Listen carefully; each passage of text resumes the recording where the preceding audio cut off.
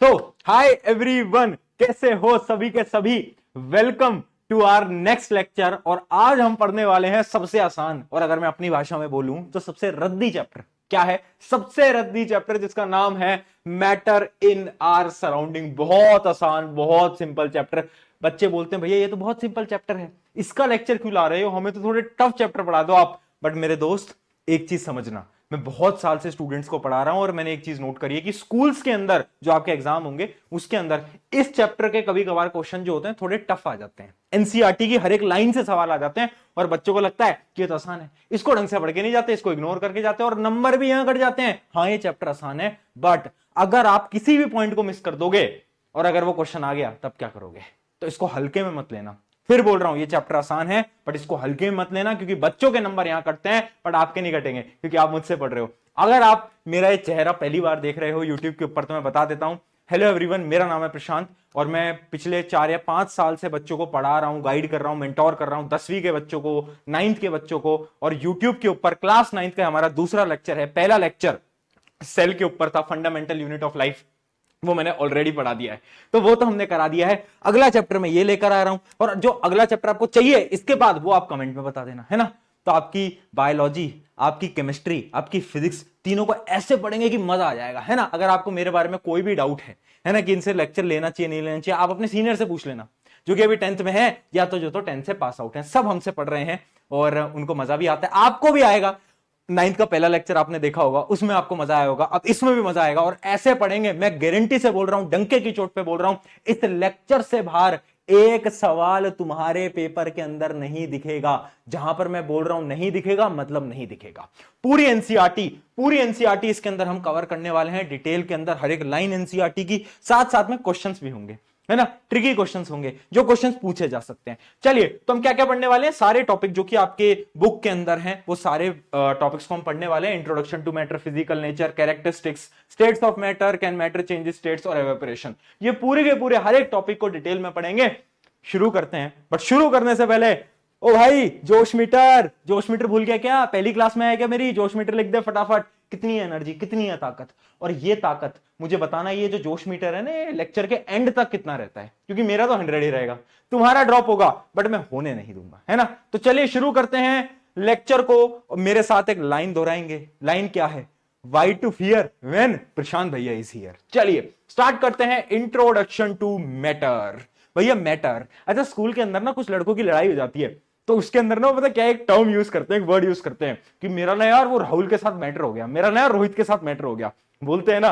तो भाई वो मैटर अलग होता है, ये मैटर अलग होता है। केमिस्ट्री के अंदर मैटर का क्या मतलब है? केमिस्ट्री के अंदर मैटर का मतलब है वो चीज जिसके पास अपना मास है और वो एक स्पेस को ऑक्यूपाई करती है। जैसे कि ये पेन, पेन के पास क्या है? क्या पेन के पास एक मास है? हाँ भैया है, थोड़ा बहुत है, कम है बट है। क्या ये स्पेस ऑक्यूपाई कर रही है? बिल्कुल कर रही है, इतनी जगह ऑक्यूपाई कर रही है ना। तो इसका क्या मतलब है? मैटर क्या होते हैं? Anything that has mass and occupy space is known as अपना मैटर। याद रखेंगे, बड़ी सिंपल। स्कूल के अंदर भी बार बार डेफिनेशन पढ़ी होगी, मैटर क्या होता है, सबको समझ आ गया, ठीक है। तो तुम्हारा स्कूल वाला मैटर और ये वाला मैटर थोड़ा अलग है ना। वो वाले मैटर से कंफ्यूज मत होना, समझ गए ना। जिसके पास अपना मास है, जो स्पेस को ऑक्यूपाई कर रहा है, वो मैटर है। जितनी भी लिविंग थिंग्स हैं, नॉन लिविंग थिंग्स हैं, सब मैटर के अंदर आ रही हैं। चाहे ये पेन है, चाहे मैं हूं, चाहे टेबल है, चेयर है, मेरे डंबल हैं, सब कुछ किसके अंदर आ रहा है? मैटर के अंदर, ठीक है। ये चीज क्लियर है? चलिए बहुत बढ़िया। मैटर आप समझ गए, एग्जांपल आप समझ गए। मैटर बिल्कुल बेसिक से हम स्टार्ट कर रहे हैं, आगे हम थोड़ी थोड़ी थोड़ी थोड़ी डिफिकल्ट चीजों में बढ़ेंगे, बट डिफिकल्ट चीजों को भी हम एक नए तरीके से समझेंगे, ठीक है। अब मैटर हमने समझ लिया कि ठीक है यार, मैटर वो चीज है जिसके पास क्या है, जिसके पास अपना एक मास है और वो स्पेस ऑक्यूपाई कर रहा है ना। वो हमने समझ लिया, ठीक है, यहां तक क्लियर है। भैया अब ये बताओ, मैटर की कुछ प्रॉपर्टीज के बारे में बताओ, है ना। मैटर की प्रॉपर्टी क्या है? देखो सबसे पहले आप एक चीज जान लो कि मैटर जो होता है ना, उसकी बहुत सारी फिजिकल प्रॉपर्टीज हैं जो कि हमें इस चैप्टर के अंदर पढ़नी है। केमिकल नहीं पढ़नी, केमिकल अगले चैप्टर में आएगी। इस चैप्टर में केवल और केवल फिजिकल पढ़ के हमें खुश हो जाना है, ठीक है, खुश हो जाना है। तो चलिए स्टार्ट करते हैं, फिजिकल प्रॉपर्टीज ऑफ मैटर को देखते हैं। अब देखो, अभी मैं आपको डिटेल में समझाऊंगा और आगे बढ़ते बढ़ते एक ऐसा मैं एक चार्ट दूंगा तुम्हें, जिस चार्ट में तुम एक बार के अंदर सारी चीजों को याद कर लोगे, है ना। अपना जो नया तरीका है पढ़ने का, उसी नए तरीके से पढ़ेंगे हम। स्कूल की तरह घिसे पिटे तरीके से नहीं पढ़ाते, हम नए तरीकों से पढ़ाते हैं। तो देखें, सबसे पहला हमारा जो पॉइंट है वो क्या है? पहली प्रॉपर्टी बोलती है matter is made up of particles. देखो एक नोटबुक पेन लेकर बैठे होगे, आई होप, है ना, नेटफ्लिक्स की सीरीज नहीं चल रही है जो कि तुम एंजॉय कर रहे हो, एक पेन कॉपी लेकर आ जाओ। उसके अलावा इसके जो नोट्स हैं वो नोट्स तुम्हें कहां पर मिलेंगे? नोट्स तुम्हें टेलीग्राम या फिर डिस्क्रिप्शन में मिल जाएंगे, आप नोट्स डाउनलोड कर लेना और नोट्स सारे बाद में लिख लेना, बट अभी भी एक नोटबुक लेकर बैठो, जो जो समझ आ रहा है वो लिखते चलो, ठीक है। चलो देखते हैं पहली property, matter is made up of small particle. Matter जो होता है वो एक पार्टिकल से बना होता है। क्या है उस पार्टिकल का नाम? मैं बता देता हूं। उस पार्टिकल को हम प्यार से बुलाते हैं एटम। जैसे तुम्हारे घर का नाम होगा चुन्नू मुन्नू, ऐसे ही जो मैटर है उसका जो स्मॉलेस्ट पार्टिकल है उसको हम क्या बोलते हैं? उसको हम बेटा बोल रहे हैं मैटर, एटम, सॉरी एटम, ठीक है। तो एटम क्या हो गया? एटम हो गया smallest particle of any matter. तो क्या इसका यह मतलब है कि जो पेन है ये एटम से बना है? हाँ बिल्कुल बना है। चेयर, क्या मेरी जो चेयर है जिसमें मैं बैठता हूं वो एटम से बनी है? बिल्कुल बनी है, ठीक है। तो याद रखेंगे पहली हमारी लाइन है matter is made up of tiny particles, these are tiny particles called atoms. याद रखेंगे एटम से बनी होते हैं हमारे सारे मैटर। अब दूसरी चीज, ये जो पार्टिकल है ना ये इतना छोटा है, इतना छोटा है कि हमें दिख ही नहीं पाता। They are very small, even normal जो माइक्रोस्कोप होते हैं ना उनसे भी नहीं दिख पाता। इसके लिए ना कुछ पावरफुल माइक्रोस्कोप चाहिए होते हैं, पावरफुल माइक्रोस्कोप जिनकी मदद से हम देख पाए अच्छा ये एटम एक, ये दूसरा एटम, ये तीसरा एटम। तो ऐसे नहीं दिखता है, तुम्हें लग रहा है कि हाँ तुम देख लोगे, हाँ भैया एटम मुझे दिखा दो ना भैया एक बार एटम, भैया यार यूट्यूब पे पढ़ा रहे हो एटम अरे ऐसे कैसे दिखा दूं? माइक्रोस्कोप चाहिए हाई पावर वाला, उसके बाद हम देख सकते हैं एटम, वरना ऐसे एटम देखना पॉसिबल नहीं है, ठीक है। तो याद रखना how small are these particle? Very small, बहुत ज्यादा छोटे होते हैं पार्टिकल, इतने छोटे कि नॉर्मल माइक्रोस्कोप से भी नहीं देखे जा सकते। क्लियर? पहली प्रॉपर्टी अपने दिमाग के अंदर, भेजे के अंदर जा रही है। बेटा इतना सिंपल है ना, इतना सिंपल है। अब तुम्हें अब भी समझ नहीं आ रहा, फिर मैं वो वाली लाइन दोहरा दूंगा, क्या? जली को आग कहते हैं, है ना, बुझी को राग कहते हैं, और जो तुम्हारे पास नहीं है बेटा उसको हम दिमाग कहते हैं। चलो तो एकदम made up of small particle से हम समझ गए हैं। अगले पॉइंट पे बढ़ते हैं, बट उससे पहले एनसीईआरटी की एक्टिविटी देख लेते हैं। देखो साथ साथ में मैं एनसीईआरटी की एक्टिविटी भी बताऊंगा, क्योंकि मैंने बोला है सारा पेपर यहीं से आएगा। देखो एक एनसीईआरटी की बड़ी इंटरेस्टिंग एक्टिविटी है, बड़ी इंपॉर्टेंट है, इस पे क्वेश्चन बार बार आता है, स्टार मार्क कर लेना, स्टार मार्क कर लेना। देखो एक कंपाउंड होता है, एक केमिकल होता है, क्या है केमिकल? केमिकल का नाम याद रखेंगे, पोटेशियम परमैंगनेट। क्या है बेटा? Potassium permanganate. फॉर्मूला क्या होता है? फॉर्मूला मैं यहां लिख देता हूं, KMnO4, ठीक है। अभी आपको ज्यादा डीपली जानने की जरूरत नहीं है, बस आप इतना समझो एक कंपाउंड होता है पोटेशियम परमैंगनेट, ठीक है, पोटेशियम परमैंगनेट। अब हमने क्या करा? हमने ग्लास लिया, हमने एक बीकर लिया, ठीक है। बीकर ग्लास एक ही चीज होती है, बीकर लेबोरेटरी के अंदर जो यूज किया जाता है उसको हम बीकर बोलते हैं। ऐसा एक बीकर लिया, ठीक है। बीकर के अंदर हमने लिया पानी। अब हमने क्या करा? उस पानी के अंदर हमने छोटा सा बेटा छोटा सा क्रिस्टल लिया, किसका? पोटेशियम परमैंगनेट का, और उसको मैंने डाल दिया। मैंने बोला कि सुन पोटेशियम परमैंगनेट, जा भाई जा, इसके अंदर चले जा। तो मेरा पोटेशियम परमैंगनेट आया और चला गया। मैंने क्या देखा? थोड़ी देर बाद वो जो पानी था जो कि ट्रांसपेरेंट होता है उसका कलर थोड़ा सा आप देख पा रहे हो कि पिंक पर्पल टाइप हो गया, है ना, पिंक या पर्पल टाइप हो गया, है ना, कलर चेंज हो गया। अब मैंने क्या करा? मैंने इसमें से 10 ml, केवल और केवल 10 ml इतनी सी एक टेस्ट ट्यूब में मैंने क्या करा? इस सोल्यूशन को निकाला, और इसको मैंने एक नए बीकर के अंदर डाला। उस नए बीकर के अंदर क्या था? उसके अंदर प्योर वाटर था, ठीक है। जब मैंने उसको नए पानी के अंदर डाला तो फिर भी उसका कलर जो है थोड़ा सा लाइट पिंक रहा, थोड़ा सा लाइट पिंक, मतलब कलर अभी भी है, कलर गया नहीं। फिर मैंने इस एक्टिविटी को फिर से करा, मैंने इसमें से 10 ml लिया और उसको नए पानी के ग्लास में डाला, फिर मैंने देखा फिर भी कलर है। ऐसा मैंने 5 से 7 बार करा, और भाई ये जो कलर है, ये जो पिंक पर्पल कलर है, कलर ही नहीं जा रहा था। ये देखो एंड तक भी कलर है, बस कलर थोड़ा लाइट हो गया, बट कलर तो है। ये एक्टिविटी क्यों करी?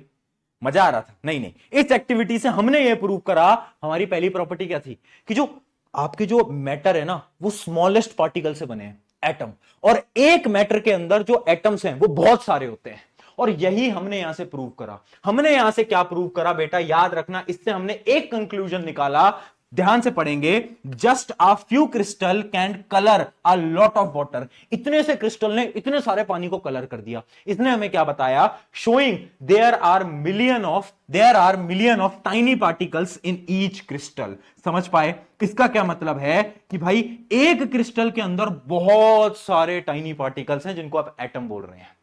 तो जो हमारी पहली प्रॉपर्टी थी वो हमने इससे प्रूव कर दी, ठीक है। लोगों को लगता है केमिस्ट्री रटनी पड़ती है, केमिस्ट्री रटनी नहीं पड़ती, तुम समझ गलत तरीके से रहे हो। अब देखो मैंने एक प्रॉपर्टी समझाई, अब उसका मैंने तुम्हें एग्जांपल दे दिया, अब तुम्हें भरोसा हो गया, हाँ भाई ये बात सही कह रहे थे कि मैटर जो होता है ना वो एकदम छोटे छोटे पार्टिकल्स का बना है। मैंने प्रूव कर दिया, हाँ देख लो, इस एक्टिविटी से प्रूव हो गया, बिल्कुल। आ गया क्लियर? एक्टिविटी इंपॉर्टेंट है बेटा, एक्टिविटी इंपॉर्टेंट है बेटा, क्वेश्चन आ जाते हैं इस पे, ठीक है। चलिए क्वेश्चंस कैसे आएंगे वो हम आगे धीरे धीरे धीरे बात करते चलेंगे। अगली फिजिकल प्रॉपर्टी क्या है? Particle of matter have space between them, उनके बीच में क्या है भैया? स्पेस है।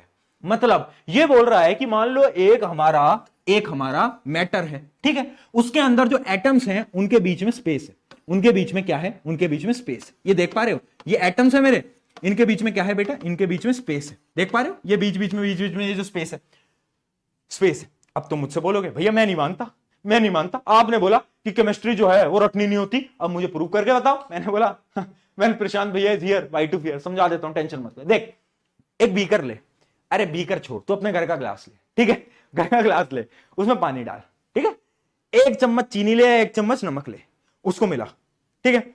अब तुमने मान लो एक गिलास पानी लिया, पूरा गिलास पानी का भर दिया। अब उसमें तुमने आधी चम्मच मान लो थोड़ी बहुत आपने यार नमक या चीनी डाली, उसके बाद आपने थोड़ा हिलाया।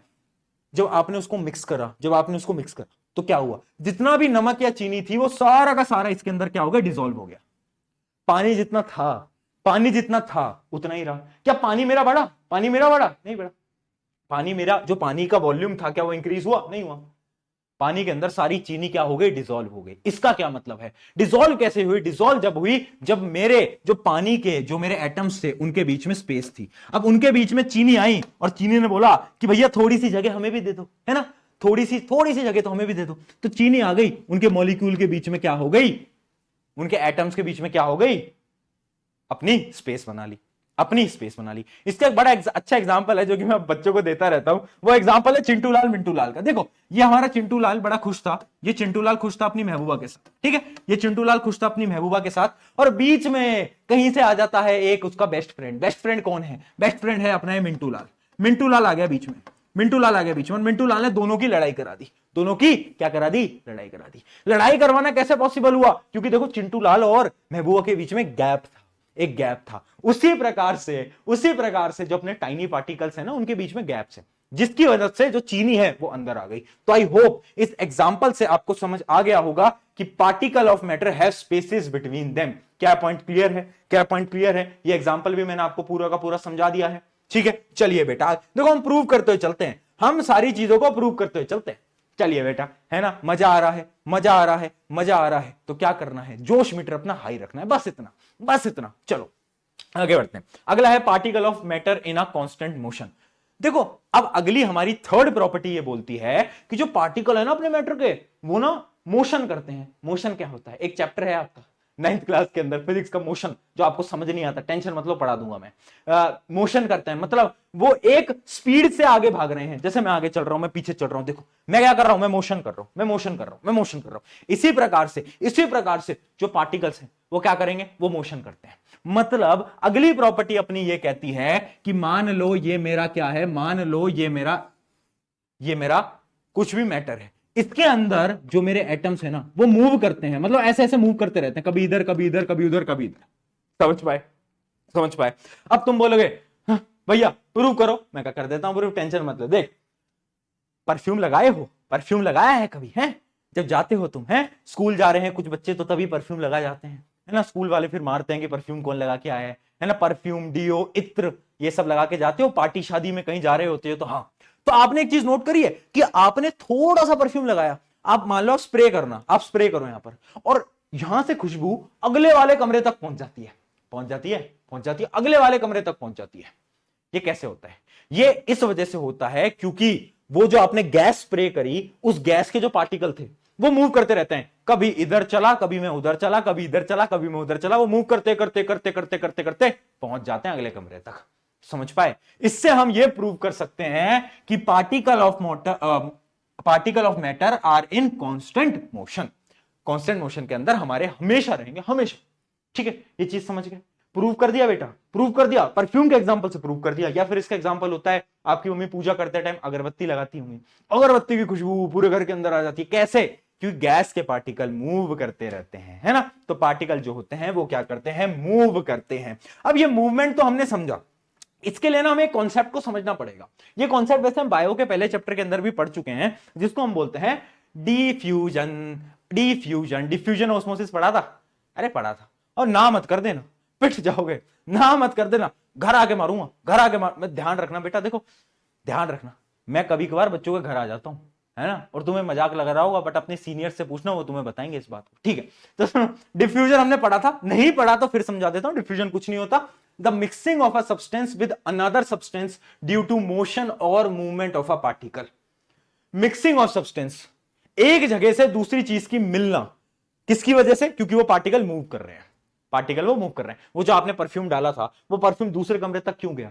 क्योंकि वो एयर के अंदर मिल गया, वो एयर के अंदर मिल गया, मतलब उसका क्या हुआ? डिफ्यूजन हुआ, मतलब उसका क्या हुआ? डिफ्यूजन। तो डिफ्यूजन कुछ नहीं होता, it is a mixing of substance. याद रखना, diffusion is a mixing of substance, दो चीजों का मिल जाना डिफ्यूजन होता है। डिफ्यूजन सिर्फ गैसेस में नहीं होता, सॉलिड लिक्विड के अंदर भी होता है, ये बायोलॉजी के पहले चैप्टर के अंदर बताया हुआ है। अब देखो, एक चीज आपको समझनी पड़ेगी, एक बड़ा इंपॉर्टेंट कॉन्सेप्ट आ रहा है, दिमाग के घोड़ों को खोल लो और आंखों को एकदम सतर्क मोड पे ले आओ, क्योंकि यहां से सवाल आपके पेपर के अंदर आएगा। जब मैं बोल रहा हूं आएगा, मतलब आएगा, ध्यान से सुन लो। देखो, जो गैसेज होती हैं, गैसेज होती हैं, उनके अंदर जो डिफ्यूजन होता है वो बहुत तेज होता है। अगरबत्ती की खुशबू कैसे पूरे घर में फैल जाती है?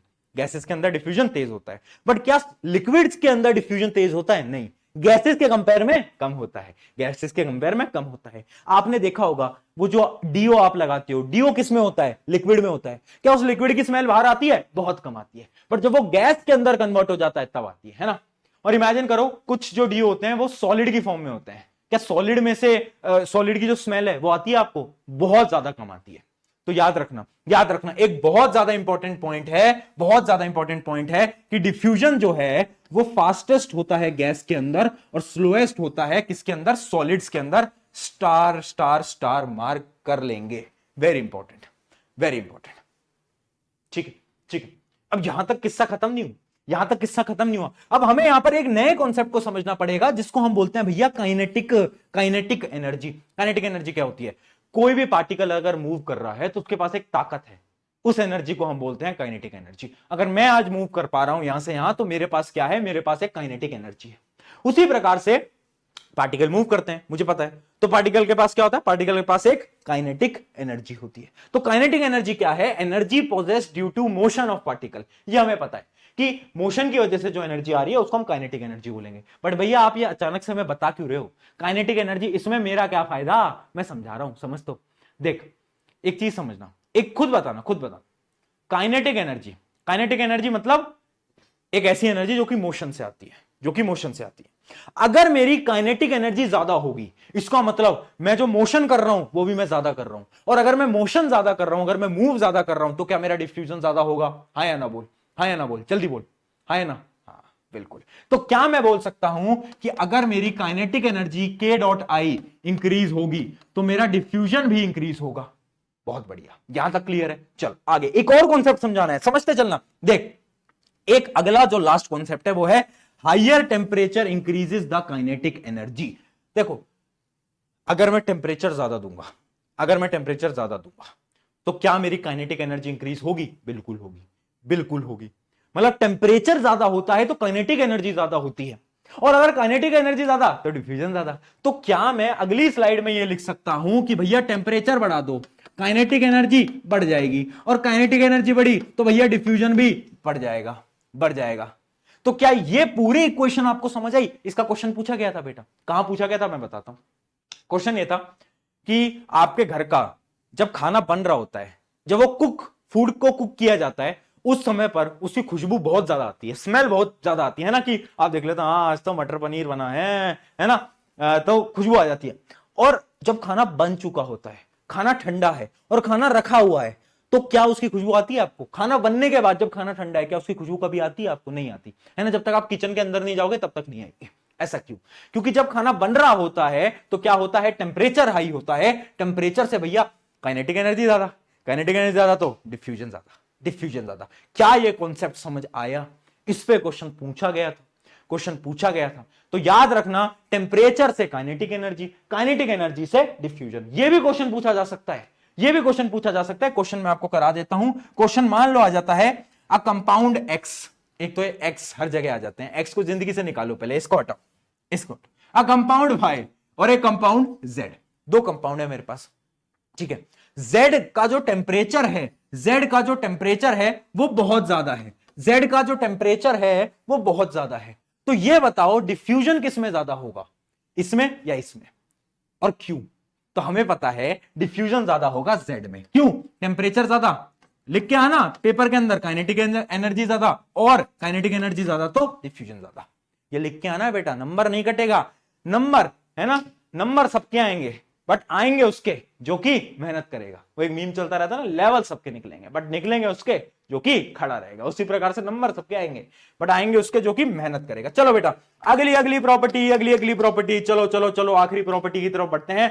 Particle of matter attract each other. देखना बेटा क्या बोल रहा है, ये बोल रहा है कि जो पार्टिकल होते हैं ना भैया मैटर के, वो एक दूसरे को अट्रैक्ट करते हैं। जैसे कि आप भी अपने दोस्त को अट्रैक्ट करते हो, है ना, आपका दोस्त आपसे बात कर रहा है, दोस्त हो सकता है, दोस्तनी हो सकती है, जो भी है, तो क्या है, आप एक दूसरे को अट्रैक्ट कर। उसी प्रकार से जो पार्टिकल होते हैं ना मैटर के, वो अट्रैक्ट करते हैं। भाई समझ नहीं आया, समझाओ, समझा देता हूं। देखो देखो, ये मान लो मैटर है, इसके अंदर ये पार्टिकल है, ये पार्टिकल है, ये पार्टिकल है। अब इनके बीच में एक फोर्स ऑफ अट्रैक्शन होगा, FOA, फोर्स ऑफ अट्रैक्शन। मतलब ये इससे जुड़ा रहना चाहता है, ये इससे जुड़ा रहना चाहता है, ये इससे जुड़ा रहना चाहता है, ऐसे। ये आपस में अलग नहीं होना चाहते, है ना, आपस में। जैसे कि आपका जो स्कूल के जो आपके दोस्त होते हैं, उनके बीच में कैसा बॉन्ड होता है ना, कितना अच्छा बॉन्ड होता है। वैसे एक चीज टॉपिक से हटके मैं आपको बता देता हूं। देखो ये जो आप अभी जो क्लास में एंजॉय कर रहे हो ना, इसको बहुत अच्छे से करो, क्योंकि ये जो आपके दोस्त है ना, ये दोस्त कब अलग हो जाए पता नहीं चलता। क्योंकि जब आप क्लास 11th में जाओगे सबकी स्ट्रीम्स चेंज होंगी, और जैसे ही स्ट्रीम चेंज होती है तो भाई दोस्ती टूट जाती है। तो ये जो दोस्त है ना, ये बहुत कीमती है। तो उसी प्रकार से जैसे दोस्त और आपके बीच में फोर्स ऑफ अट्रैक्शन है, उसी प्रकार से एटम्स के बीच में भी क्या है, फोर्स ऑफ अट्रैक्शन है। फोर्स ऑफ अट्रैक्शन एक दूसरे से होल्ड करके रखा है। अब तुम बोलोगे भैया प्रूव करके दिखाओ, मैं कह कर देता हूं यार बेटा, तो रुक प्रूव कर देता हूं। सुन देख, मैं कैसे प्रूव करूंगा, मैं कैसे प्रूव करूंगा। बर्फ है ना, बर्फ ले, और एक पानी ले, और एक ले वाटर वेपर। वाटर वेपर क्या होता है, जब हम पानी को गर्म कर देते हैं तो गैस निकलती है, हाँ, तो एक ले वाटर वेपर, है ना, ये मान ले वाटर वेपर। अब एक बात बता, वाटर वेपर है, तू, मैं उसमें से तुम्हें बोलूं कि तुम हाथ निकालो, तुम हाथ निकाल लोगे, हाथ निकाल लोगे, हाँ हाथ निकाल लोगे, हाथ निकाल लोगे, हाथ निकाल लोगे, हाथ निकाल लोगे, बिल्कुल निकाल लोगे। हाथ निकाल लिया ना वाटर वेपर में से। मैं बोलूं पानी के अंदर हाथ डालो, बचपन में हम करते थे ना, बाल्टी के अंदर हाथ डाल के यूं यूं यूं यूं यूं यूं घुमाते थे, पता नहीं क्यों करते थे बट करते थे। जब तुम पानी के अंदर हाथ डाल के घुमाओगे तो तुम घुमा सकते हो, बट थोड़ी सी एनर्जी लगेगी, लगेगी ना, लगेगी ना, हाँ, बट एयर में घुमाने से नहीं हो रही थी। अब मैंने बर्फ रख दी बेटा, अब तू करके बता, अब तू करके बता, अब डाला, अब करना, नहीं हो रहा ना, क्यों नहीं हो रहा? क्योंकि सॉलिड्स के अंदर, ये क्या है मेरा, सॉलिड्स के अंदर जो फोर्स ऑफ अट्रैक्शन है वो बहुत ज्यादा है, जबकि लिक्विड्स के अंदर बेटा, जबकि लिक्विड्स के अंदर क्या है, फोर्स ऑफ अट्रैक्शन कम है, और गैस के अंदर बहुत कम है, बहुत कम है। तो इसका क्या मतलब है कि भैया फोर्स ऑफ अट्रैक्शन होती है, बिल्कुल होती है, और किसके अंदर सबसे ज्यादा, सॉलिड, उससे कम लिक्विड, उससे कम गैस। बस, क्या है कॉन्सेप्ट क्लियर है, क्या है कॉन्सेप्ट क्लियर है, जल्दी बताओ, जल्दी बताओ, जल्दी बताओ, क्या है एकदम कॉन्सेप्ट क्लियर है? अगर क्लियर है तो फटाफट से बता देंगे, फटाफट से बता देंगे, ठीक है। चलो चलो अब आगे बढ़ते हैं, अब आगे बढ़ते हैं फटाफट से, है ना। इसका एग्जांपल मैं आपको बता ही चुका हूं कि आप हाथ दोगे पानी के अंदर, उसको घुमाओगे तो थोड़ा एनर्जी लगेगी, बट एयर के अंदर घुमाओ नहीं लग रही एनर्जी, बस। चलिए चलिए चलिए, अब इन शॉर्ट काम की बात, अब ये बड़ा इंपॉर्टेंट है बेटा, ये बड़ा इंपॉर्टेंट है। देखो जो भी चारों प्रॉपर्टीज थी, उन चारों प्रॉपर्टीज को मैंने शॉर्ट में लिख दिया है ना। अब मैंने डिटेल में समझाया, अब शॉर्ट में तुम याद कर लेना। पहली property, the particle of matter are very small, बिल्कुल पता है। The particle of matter have space between them, बिल्कुल पता है। The particle of matter are constantly moving, बिल्कुल पता है। उसके अलावा the particle of matter attracts each other, बिल्कुल पता है, फोर्स ऑफ अट्रैक्शन होती है। तो चारों प्रॉपर्टीज विद एग्जांपल, आया क्लियर, आया मजा, आया मजा, सच सच बताना, आया मजा। चल बेटा आगे बढ़ते हैं, अब बढ़ रहे हैं हम स्टेट्स ऑफ मैटर। देखो तीन प्रकार की स्टेट होती है, सबको मालूम है, एक सॉलिड होता है, एक लिक्विड होता है, एक गैस होता है। ये तो 8वीं 6ठी क्लास के बच्चों को भी पता होता है, ठीक है। अब हम एक टेबल में आपको दिखाता हूं, और इस टेबल के अंदर, कहां गई भाई टेबल जी, हाँ, इस टेबल के अंदर मैंने सारी प्रॉपर्टीज को एक जगह पर डाल दिया। इस प्रॉपर्टी को, ये जो पूरी टेबल है, इसको बार बार देखो, बार बार देखो। वो एक लाइन थी ना कि मैंने उसे इतना देखा जितना देखा जा सकता था, बट 2 आंखों से कितना ही देखा जा सकता था। तो बट इस प्रॉपर्टी को तुम बार बार देखो, इतना देखो जितना देखा जाए, क्योंकि ये बड़ी इंपॉर्टेंट टेबल है, ये बहुत इंपॉर्टेंट है। इस टेबल के अंदर हमने क्या करा है, सॉलिड लिक्विड गैस को तोड़ दिया है। और यहां से क्वेश्चन आएंगे बेटा, यहां से क्वेश्चन आएंगे, डायरेक्टली क्वेश्चन आएंगे, डायरेक्टली, फिर बोल रहा हूं डायरेक्टली क्वेश्चन आएंगे। चलो देखते हैं, एक एक करके स्टार्ट करते हैं, एक एक करके बेटा स्टार्ट करते हैं, फटाफट से आ जाओ। देखो पहली प्रॉपर्टी है स्पेस बिटवीन पार्टिकल। अब तो मुझे खुद बताओ, स्पेस बिटवीन पार्टिकल, एग्जांपल अपने दिमाग के अंदर रखना, सॉलिड में बर्फ का, लिक्विड में पानी का, और गैस में वाटर वेपर। खुद बताओ स्पेस बिटवीन पार्टिकल, पार्टिकल के बीच में स्पेस कहां ज्यादा होगी? ऑब्वियस सी बात है, गैसेस के अंदर बहुत ज्यादा होगी, पार्टिकल्स आर फार, स्पेस बहुत ज्यादा होगी गैसेस के बीच में, है ना, तभी तो गैस मूव कर पाती है ना, जबकि सॉलिड्स के अंदर बहुत कम होंगी और लिक्विड के अंदर बीच में होंगी, सॉलिड और गैस के बीच में लिक्विड, है ना, समझ गए? तो सबसे ज्यादा सॉलिड, सबसे कम, सबसे ज्यादा गैस, सबसे कम सॉलिड। अगला देखते हैं force of attraction. Force of attraction क्या है? फोर्स ऑफ अट्रैक्शन अभी बताया किसमें ज्यादा है, ये तो अभी बता दिया यार, सॉलिड में सबसे ज्यादा, फिर लिक्विड और फिर गैस। चलो पार्टिकल अरेंजमेंट, कैसे पार्टिकल होते हैं? तो जो सॉलिड का जो पार्टिकल अरेंजमेंट होता है ना, जो एटम्स होते हैं वो पास पास होते हैं, पास पास होते हैं, पास पास होते हैं, है ना, पास पास होते हैं। जबकि जबकि जो लिक्विड होते हैं उसमें थोड़े थोड़े थोड़े थोड़े फैले होते हैं। जबकि ये जो गैस होते हैं इसके अंदर तो एक पार्टिकल इधर है, एक पार्टिकल, जैसे आपने देखा है सुबह असेंबली के अंदर, सुबह असेंबली के अंदर तो तुम एकदम सीधे सीधे सीधे सीधे खड़े रहते हो, ठीक है ना, असेंबली के अंदर। अब उसके बाद बीच में होता है लंच, है ना, लंच के अंदर, तो ये तो हो गया सॉलिड, ये तो हो गया सॉलिड जिसके अंदर पार्टिकल अरेंज है।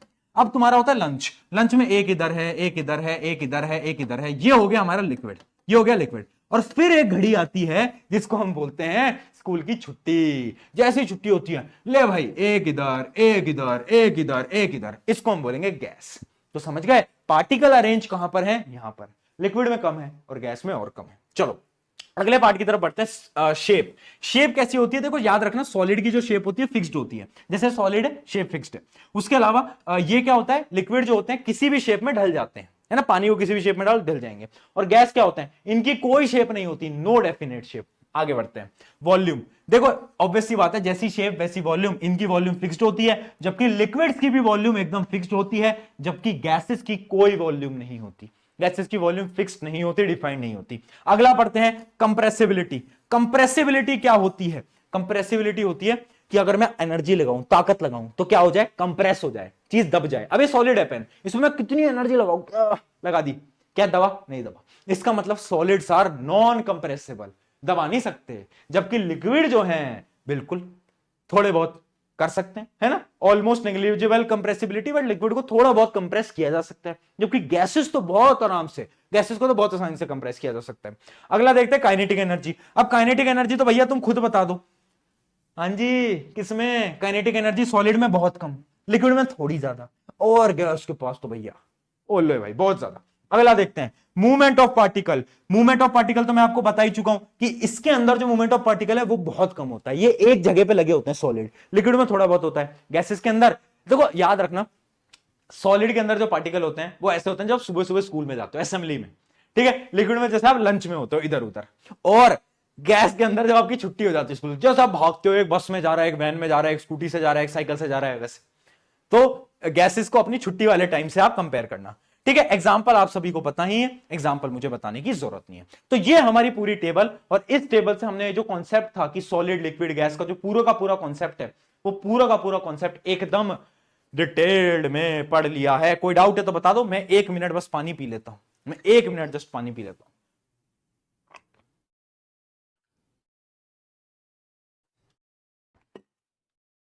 चलो बेटा आगे बढ़ते। सिंपल चैप्टर है, छोटा चैप्टर है, ज्यादा टाइम नहीं लगेगा, चीजें जल्दी होती जाएंगी, ठीक है। तो ये एक पार्टिकल की फोटो दिखा देता हूं।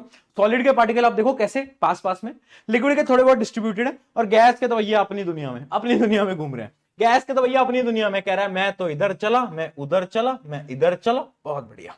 चलिए, है ना। अब देखो गैसेस की एक प्रॉपर्टी जो है वो बड़ी इंपॉर्टेंट है, और इस पे सवाल आया है, मैंने क्या बोला, इस लेक्चर में से ही तुम्हारा पेपर बनेगा, ठीक है। तो एक प्रॉपर्टी जो है वो कोचिंग्स में, ट्यूशंस में कराई नहीं जाती, और वो प्रॉपर्टी एनसीईआरटी के अंदर लिखी हुई है, ध्यान से देखना, ध्यान से देखना। एक बहुत ज्यादा इंपॉर्टेंट प्रॉपर्टी है, that gas can exert pressure on the walls of the container.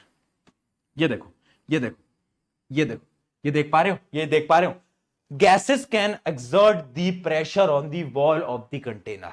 Very important. अब देखो, अगर मैं गैस को एक कंटेनर में डाल लूं, मैं बोलूं अरे भाई ले यार गैस, अब गैसेस के जो पार्टिकल्स है ना भैया, वो ना इधर उधर भागते हैं, तो जब वो भागते हैं ना तो क्या करते हैं, इधर भागा, कोई इधर चला, कोई इधर चला, ये इधर चला, ये इधर चला, इधर चला, तो ये अगर फोर्स कर रहे हैं, तो मतलब अगर मैं कंटेनर में गैस रखता हूं तो कंटेनर के ऊपर फोर्स लगती है। तो याद रखना, क्वेश्चन बार बार पूछ ले जाता है, can gases exert the pressure on the wall of the container? Yes, करेगा। क्यों करेगा? रीजन क्या है? रीजन ये है, रीजन भी पूछा गया था, एक स्कूल का मैंने पेपर देखा था, स्कूल का मुझे नाम याद नहीं, उसके अंदर पूछा था कि ऐसा क्यों होता है। रीजन क्या है? क्योंकि गैसेस के पास भैया काइनेटिक एनर्जी बहुत ज्यादा होती है, तो वो रेंडमली मूव करते हैं, और जब वो रेंडमली मूव करते हैं तो वो टकराते हैं वॉल्स के साथ। क्या है कॉन्सेप्ट एकदम क्लियर है? अरे बोल दे यार, अरे इतना तो सिंपल यार, इतने प्यार से मैं तुम्हें पढ़ाता हूं, बता कैसे क्लियर नहीं होगा? एक बार में क्लियर होगा। चल चल चल चल चल, बहुत बढ़िया। चलो कुछ सवाल आपसे पूछने, जल्दी से रीड करो, एक दो सवाल आपसे पूछने, और very important questions are very important, ठीक है? चलो पहला question, what about the rubber band, can it change its shape on stretching, is it solid? देखो भैया, आपने कहा, ये चिंटू लाल पूछ रहा है मुझसे सवाल, चिंटू लाल मुझसे कह रहा है यार भैया आपने कहा कि solid have fixed shape, rubber band भी तो एक सॉलिड है, रबर बैंड को मैं खींचता हूं, खिंच जाता है, ये क्या बात हुई? तो सॉलिड है तो शेप कैसे बदली? ये तो दोगलापन हो गया। मैंने बोला नहीं यार, दोगलापन नहीं है, मेरी बात सुन, देख, rubber is a solid, yes it is a solid, yes, but जो रबर होता है उसके पास एक प्रॉपर्टी होती है जिसको हम बोलते हैं क्या? इलास्टिसिटी। क्या बोलते हैं बेटा? इलास्टिसिटी क्या प्रॉपर्टी होती है? जब हम रबर को खींचते हैं तो रबर खींच जाता है, बट जैसे ही हम रबर को छोड़ते हैं वो वापस से उसी शेप पे आ जाता है। इसका मतलब क्या है? Rubber is a solid. अगर वो वापस से उस शेप में नहीं आता तब हम सोचते हैं कि रबर सच में सॉलिड है या नहीं है, पर वो वापस उसी शेप में आ जा रहा है। जब वो वापस से उसी शेप में आ जा रहा है, इसका मतलब है इट इज अ सॉलिड। क्या ये बात क्लियर है? बहुत बढ़िया बेटा, बहुत बढ़िया। अगला क्वेश्चन देखते हैं, what about sugar and salt, when kept in different jar these take the shape of the jar? अगर मैं एक नमक को लूं, सॉल्ट को लूं, और एक मैं बीकर के अंदर रखूं, एक ग्लास के अंदर रखूं, तो वो ना, तुमने देखा होगा, वो ग्लास की पूरी शेप ले लेते हैं, है ना, पूरी शेप ले लेते हैं। तो क्या मेरे शुगर और सॉल्ट सच में सॉलिड हैं? है ना? फिर सिंटू लाल मुझसे पूछ रहा है भैया फिर कैसा दोगलापन है? मैंने बोला दोगलापन नहीं है, सुन मेरी बात। इमेजिन कर एक ग्लास है, उसके अंदर तूने पूरी जगह पर क्या है, शुगर सॉल्ट ऐसे भर दिया, ठीक है? तुमने ऐसा पूरा भर दिया, ठीक है? एक चीज याद रखना, शुगर सॉल्ट सॉलिड ही होते हैं, बट उनका साइज बहुत छोटा होता है, इस वजह से वो पूरी की पूरी ग्लास की शेप ले लेते हैं। वो एक ग्रैन्यूल्स की फॉर्म में होते हैं, छोटे पार्टिकल होते हैं, इस वजह से वो शेप ले लेते हैं। और दूसरी चीज ऐसा नहीं है कि ये पूरी वॉल्यूम को ऑक्यूपाई कर रहा है।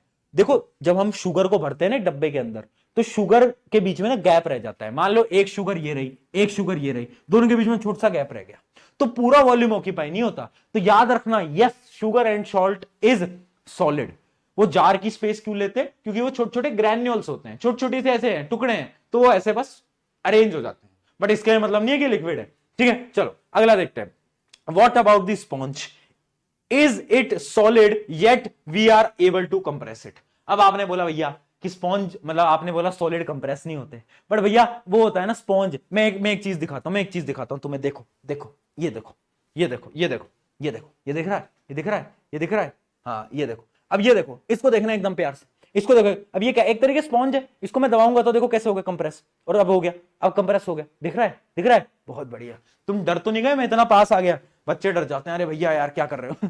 तो देखो, ये क्या था? ये एक प्रकार का स्पॉन्ज था, मैंने इसको प्रेस करा तो पिचक गया, बट स्पॉन्ज एक सॉलिड होता है। ऐसा क्यों? ऐसा इसलिए क्योंकि ये जो मेरा स्पॉन्ज है, इसके अंदर देखो पोर्स हैं, इसके अंदर छेद हैं, तो इसके अंदर एयर ट्रैप हो जाती है। एयर, जैसे ही मैं इसको प्रेस करता हूं तो एयर बाहर आ जाती है। अब एयर अंदर आ गई, अब एयर बाहर चली गई, एयर अंदर आ गई, एयर बाहर चली गई। इसका क्या मतलब है? Sponge is a solid, but वो कंप्रेस इसलिए होता है क्योंकि जो अंदर की जो एयर है वो बाहर चली जाती है। तो याद रखना कि sponge is a solid, but जो अंदर की एयर है वो बाहर चली जाती है, इस वजह से वो कंप्रेस करता है। क्या ये तीनों क्वेश्चन क्लियर हैं? ये बेटा पेपर के अंदर आएंगे ना तो बोलोगे यार भैया ने बताए थे यार, मजा आ गया। चलो आगे बढ़ते हैं फटाफट से, ये सारे कॉन्सेप्ट क्लियर हैं। चलो अब एक दो चीजों की एक्स्ट्रा नॉलेज दे देता हूं मैं, है ना। कुछ स्कूल्स के अंदर ये कॉन्सेप्ट कराया जाता है, कुछ के अंदर नहीं कराया जाता, जो कि है आपकी फोर्थ स्टेट ऑफ मैटर। हमने देखा मैटर की 3 state, solid, liquid, gas, but एक और स्टेट होती है जिसको हम बोलते हैं बेटा प्लाज्मा, जिसको हम बोलते हैं प्लाज्मा। बेसिकली प्लाज्मा एक ऐसी स्टेट है, वो कंपाउंड्स, वो मैटर जिनके पास बहुत ज्यादा एनर्जी है, बहुत ज्यादा शक्तिशाली है, वो मैटर जिसके पास बहुत ज्यादा एनर्जी है, वो कौन सी स्टेट में आता है? वो आता है मेरी प्लाज्मा वाली स्टेट में। सबसे बड़ा एग्जांपल है इसका सूरज, सन। सन के पास इतनी एनर्जी है कि जो सन है ना, वो सॉलिड लिक्विड गैस की फॉर्म में नहीं आता है ना, सूरज जो है वो सॉलिड लिक्विड गैस की फॉर्म, वो प्लाज्मा की फॉर्म में आता है। तो it is a fourth state of matter that is called plasma. तो बेसिकली प्लाज्मा क्या होता है? वो कंपाउंड्स, वो मैटर जिनके पास बहुत हाई एनर्जी होती है, वो हमारे प्लाज्मा की फॉर्म में आती है। एग्जांपल है इसका सन और बहुत सारे स्टार्स, है ना, स्टार्स। और इसका एक मैन मेड एग्जांपल भी है बेटा, इसका एक ना मैन मेड एग्जांपल भी है। आपने देखा होगा आजकल ना बहुत सारी शॉप्स के ऊपर नियॉन साइन बोर्ड लगता है, नियॉन साइन बोर्ड, ये आपने देखा होगा, नियॉन साइन बोर्ड, है ना। तो ये जो लगता है, इसके अंदर जो केमिस्ट्री यूज की जाती है, उससे हम क्या करते हैं? हम प्लाज्मा को ही फॉर्म करते हैं। ठीक है, इसको डिटेल में पढ़ने की जरूरत नहीं, आप बस इतना समझ लो, there is a fourth state of matter जिसके अंदर बहुत ज्यादा एनर्जी होती है, जिसको हम बोलते हैं प्लाज्मा, जैसे कि सूरज, जैसे कि सन। क्या चीज क्लियर है? ज्यादा डिटेल में पढ़ने की कोई जरूरत नहीं है। आगे बढ़ते हैं। एक और स्टेट ऑफ मैटर होती है, आखिरी स्टेट ऑफ मैटर, जिसको हम बोलते हैं Bose Einstein condensate. Bose Einstein condensate. अब देखो, एक बोस हमारे साइंटिस्ट थे, उन्होंने कोई चीज बताई और आइंस्टाइन ने उस पर कुछ चीजों पर रिसर्च करी, और इन्होंने क्या बनाया? इन्होंने एक अलग स्टेट बनाई मैटर की, जिन्होंने इनको नाम दिया बोस आइंस्टाइन कंडेंसेट। अब ये डीपली पढ़ने की जरूरत नहीं है, बस आप इतना समझ लो, जब हम एक गैस को लेते हैं, जब हम क्या करते हैं? गैस को लेते हैं, उसको ना हम बहुत ज्यादा कूल कर देते हैं, बहुत ज्यादा ठंडा टेम्परेचर देते हैं, और उसको हम बहुत ज्यादा क्या कर देते हैं? हम उसको लो डेंसिटी पे ले जाते हैं और लो टेम्परेचर पे ले जाते हैं। तब जो चीज बनती है उस गैस के साथ, तब जो स्टेट बनती है, उस स्टेट को हम बोलते हैं बोस आइंस्टाइन कंडेंसेट। अगर ये दोनों स्टेट बेटा समझ नहीं भी आई, अगर आपके स्कूल में नहीं हुई है, तो टेंशन की कोई आवश्यकता नहीं है। ठीक है, कुछ स्कूल में कराई जाती है, कुछ में नहीं कराई जाती, तो मेरा फर्ज था आपको बताना। दोनों स्टेट के बारे में मैंने आपको बता दिया, पर डीपली समझने की कोई जरूरत नहीं है। चलो आगे बढ़ते हैं। अब आता है बड़ा important question, some important SI unit. देखो, सारे एसआई यूनिट आपको पता है, मीटर, हम जब एक कुछ खरीदने जाते हैं तो हम क्या करते हैं कि हम बोलते हैं 1 किलो दे दो, तो 1 kg होता है ना, ये सारे हमें पता है। बट टेम्परेचर जो होता है उसका भी एक यूनिट होता है। टेम्परेचर का ऐसा यूनिट क्या होता है? टेम्परेचर का ऐसा यूनिट होता है केल्विन। पर भैया ये तो फिर दोगलापन हो गया, भैया ये तो फिर दोगलापन हो गया। मैंने कहा क्यों? क्योंकि भैया हमारे घर में जो रीडिंग आती है, या फिर हम जो मोबाइल में चेक करते हो, तो सेल्सियस में आता है कि यहां पर तापमान गया 40 डिग्री सेल्सियस, यहां गया 50 डिग्री सेल्सियस, होता है ना ऐसा। तो मैंने कहा देखो, जो हम यूज करते हैं जिंदगी के अंदर वो सेल्सियस होता है, बट ऐसा यूनिट जो है वो केल्विन होता है। तो अब आपको ये सीखना पड़ेगा, केल्विन को सेल्सियस में बदलना, सेल्सियस को केल्विन में बदलना। एक फॉर्मूला आप याद कर लो, एक फॉर्मूला आप याद कर लो। ये फॉर्मूला है कि अगर मुझे सेल्सियस को केल्विन में बदलना है, मान लो एक सेल्सियस में मुझे टेम्परेचर गिवन है, ये सेल्सियस में मुझे टेम्परेचर गिवन है, मुझे केल्विन में बदलना है, तो भैया मुझे 273 से बस जोड़ना है, 273 जोड़ देना है। ठीक है, जैसे कि अगर मान लो मनाली का टेम्परेचर है 0 डिग्री, है ना, 0 डिग्री, तो मैं क्या करूं? 0 डिग्री में बस 273 ऐड कर दूं, तो आंसर आ गया 273। तो मतलब 0 डिग्री सेल्सियस का मतलब होता है 273 डिग्री केल्विन। ठीक है, अब अगर मुझे केल्विन को सेल्सियस में कन्वर्ट करना है, मुझसे कोई कह रहा है अरे तुझे पता है मनाली का जो टेम्परेचर है, मनाली का जो टेम्परेचर है वो है 373 डिग्री केल्विन, है ना, 373 डिग्री केल्विन। तो मुझे समझ ही नहीं आया, मैं क्या करूंगा? मैं इसको सेल्सियस में कन्वर्ट करूंगा। कैसे करूंगा? इसमें से 273 को माइनस कर दूंगा, इसमें से 273 को माइनस कर दूंगा। तो माइनस करा तो मुझे पता चला कि सेल्सियस के अंदर ये आ गया 100। क्या आ गया? 100। अब इतना टेम्परेचर एक्चुअली में तो नहीं है है ना, बट हाँ ठीक है, आंसर आ गया 100। तो याद रखना, जब भी केल्विन को बेटा सेल्सियस में कन्वर्ट करना है तो माइनस कर देना, जब भी सेल्सियस को केल्विन में करना है तो प्लस कर देना 273 से। क्या है point clear? Celsius kelvin, kelvin Celsius. अरे चलो यार, ब्रेन टेस्ट कर लेते हैं, थोड़ा सा दिमाग टेस्ट करते हैं तुम्हारा। बताओ बताओ, change the temperature in Celsius scale temperature. Celsius में कन्वर्ट करना है, कैसे करेंगे भैया? माइनस कर देंगे 273, दोनों में से 273 माइनस कर देंगे। आंसर बता दो, बेसिक मैथ, बेसिक मैथ। ये आ गया मेरा कितना? 20 डिग्री सेल्सियस। इसको मैं सब्ट्रैक्ट करूंगा, ये कितना आ गया? इसको कैलकुलेट करके एक बार बता देना कितना आ रहा है। ये कितना आ रहा है एक बार बेटा जल्दी से बता दो, कितना आ रहा है ये? मेरे हिसाब से ये 197 आना चाहिए, 190 कैलकुलेशन चेक कर लेना बेटा, कैलकुलेशन एक बार चेक कर लेना, है ना, बाकी कोई दिक्कत नहीं होगी। 197 डिग्री सेल्सियस, ठीक है। तो हम ऐसे कन्वर्ट कर सकते हैं। क्या है पॉइंट क्लियर है? इसमें कभी कभार छोटे मोटे न्यूमेरिकल आ जाते हैं बच्चे वाले कि हाँ convert it in Celsius, convert it in kelvin, ये सब आ जाते हैं, वो तुम्हें आता है। चलो आगे बढ़ते हैं। अब अगला हमारा टॉपिक आता है जिसमें कि मैं आपसे एक सवाल पूछ रहा हूं। सवाल मेरे मन का सवाल है। सवाल ये है, can matter change it's state? मैंने पढ़ा कि ये मैटर जो है भैया, ये सॉलिड में है, ये लिक्विड में है, ये गैस में है। क्या कभी ऐसे हो सकता है कि सॉलिड वाला लिक्विड में बदल जाए, लिक्विड वाला गैस में बदल जाए? क्या है पॉसिबल है? तुम बोलोगे बिल्कुल पॉसिबल है। इसका सबसे बड़ा एग्जांपल है बर्फ। बर्फ को अगर आप बाहर रख देते हो वो पानी में बदल जाता है ना। बर्फ किस में बदल जाती है? वाटर के अंदर। और अगर उसमें गर्म करता हूं तो किसके अंदर बदल जाती है? भाप के अंदर, है ना। तो इससे हम ये बोल सकते हैं स्टेट कैन बी चेंज, बस दो तरीके होते हैं। पहला तरीका तो टेम्परेचर है, पहला टेम्परेचर है, और दूसरा है भैया प्रेशर। ये भी बड़ा जरूरी है। प्रेशर से कैसे होता है उसके बारे में आगे बात करेंगे। पहले समझते हैं टेम्परेचर, क्योंकि टेम्परेचर से ही आपके पेपर के अंदर सवाल आने की चांसेस बहुत ज्यादा हैं। तो पहले समझते हैं कि भैया टेम्परेचर जो है उसको चेंज करने से कैसे स्टेट बदलेंगी, पूरे कॉन्सेप्ट को समझेंगे। वेरी इंपॉर्टेंट है, दिमाग और आंख को एकदम खोल के बैठना है, दिमाग और आंख को बिल्कुल खोल के बैठना है, ठीक है। एक मिनट जस्ट पानी पी लूं, क्या होता है लेक्चर लेते लेते हम भी थक जाते हैं यार, हम भी इंसान हैं, डेली बहुत सारी क्लासेस लेनी पड़ती हैं, ठीक है, तो थक जाता है कभी कभार, पर ठीक है, पढ़ाना है आपको। चलिए आओ, इफेक्ट ऑफ टेम्परेचर में सबसे पहली चीज क्या है? पहली चीज है इंक्रीजिंग टेम्परेचर।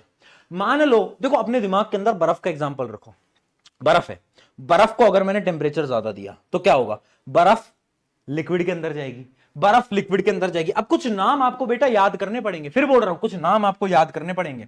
देखना एक बार फटाफट से देखना। अगर मेरे हाथ में बर्फ है, बर्फ को अगर मैं हाई टेम्परेचर देता हूं, ये रही बर्फ, अगर मैं सॉलिड को हाई टेम्परेचर देता हूं तो क्या वो लिक्विड के अंदर कन्वर्ट हो जाएगी? बिल्कुल हो जाएगी। तो the conversion of solid into liquid, उस प्रोसेस को हम क्या बोलते हैं बेटा? फ्यूजन बोलते हैं। ये टेबल बड़ी इंपॉर्टेंट है, चार्ट बड़ा इंपॉर्टेंट है।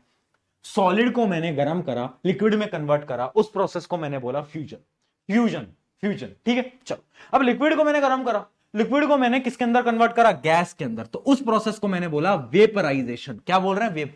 क्योंकि इसके अंदर वेपर बन रहे हैं ना, तो क्या बोलेंगे? वेपराइजेशन, ठीक है।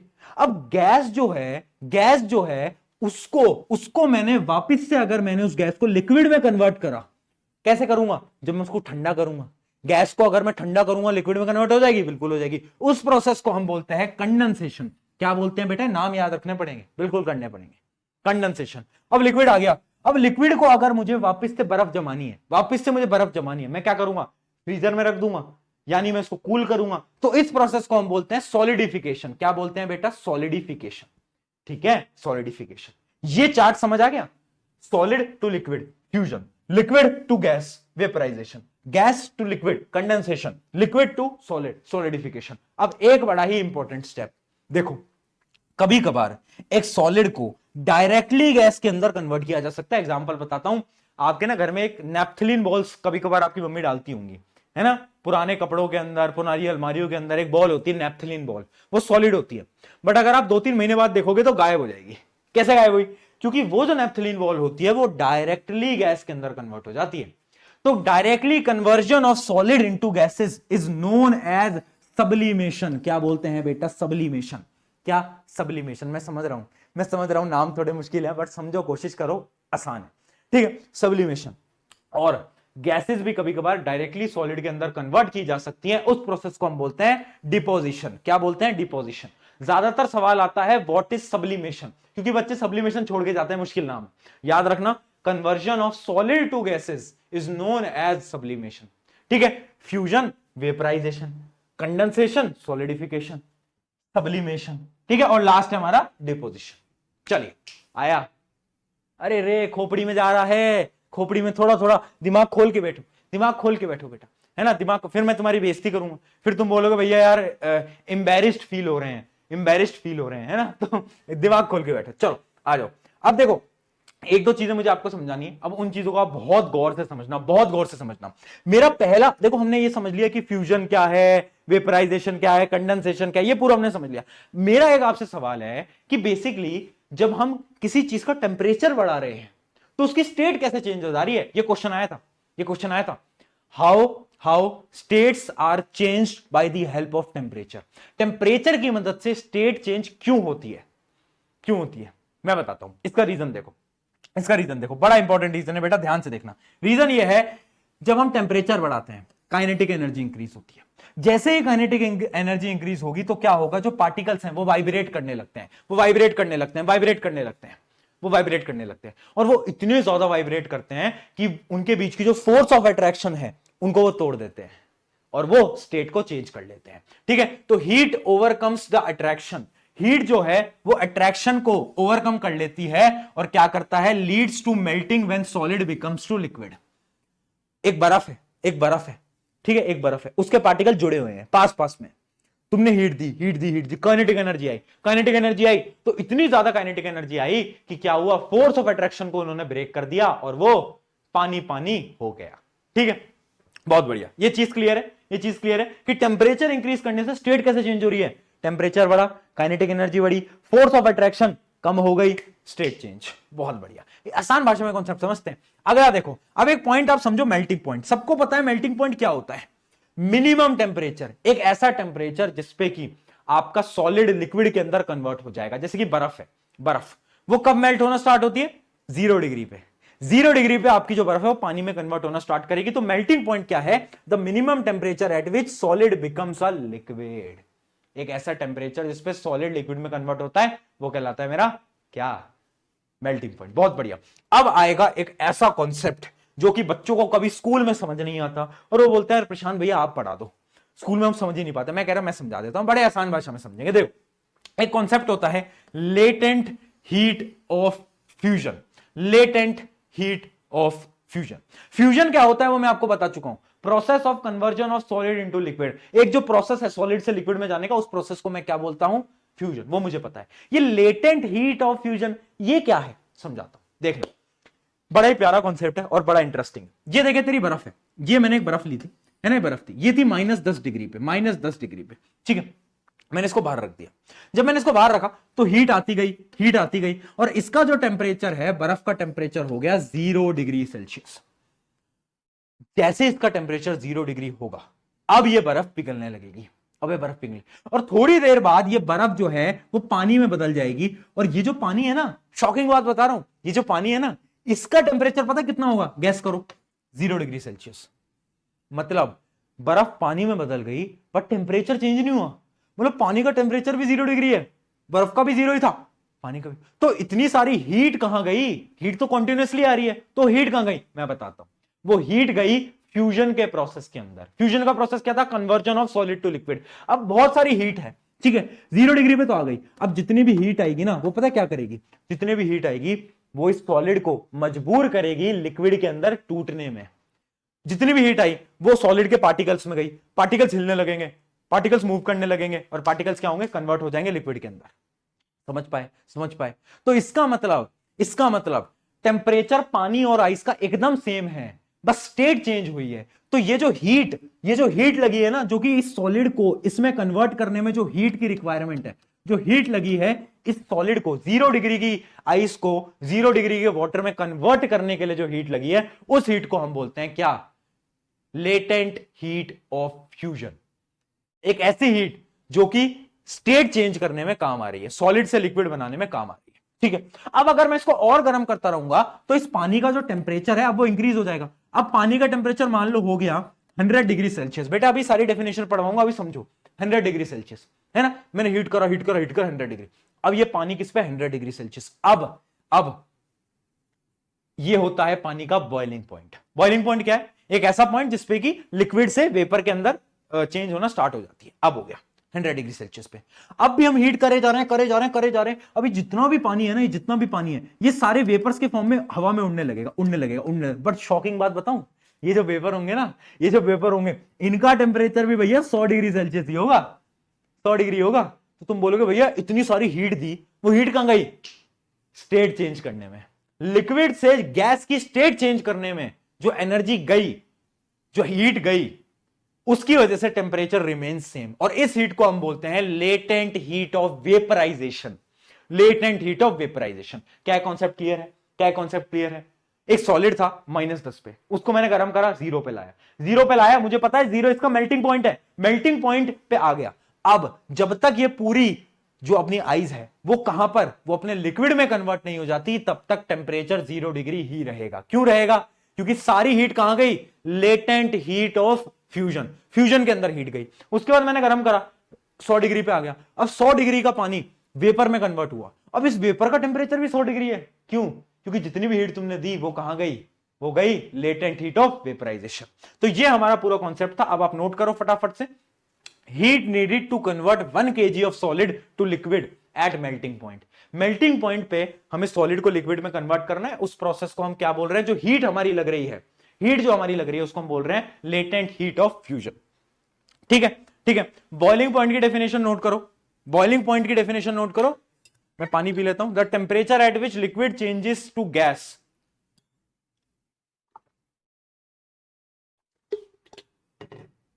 ठीक है बेटा, ठीक है।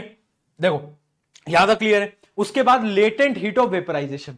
लेटेंट हीट ऑफ वेपराइजेशन क्या है? Heat needed to convert 1 kg of liquid into gas at boiling point.